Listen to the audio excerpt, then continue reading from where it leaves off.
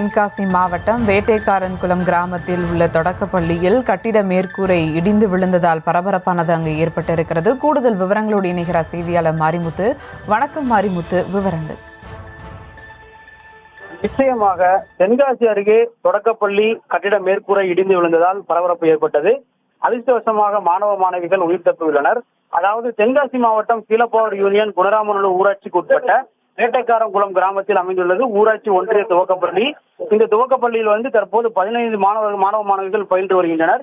இந்த நிலையில் இன்று காலை திடீரென இந்த பள்ளியின் மேற்கூரையானது இடிந்து விழுந்தது. சுமார் 50 ஆண்டுக்கும் மேலான பழமை வாய்ந்த இந்த பள்ளியில் தற்போது கட்டிடங்கள் என்பது சற்று தொய்வடைந்த நிலையில் காணப்படுகிறது. தற்போது காலை 8 மணி அளவில் இந்த சம்பவம் நிகழ்ந்திருக்கிறது. அந்த நேரத்தில் பெரும்பாலான குழந்தைகள் பள்ளிக்கு செல்லாததால் உயிர் சேதமின்றி மாணவ மாணவிகள் தப்பியுள்ளனர்.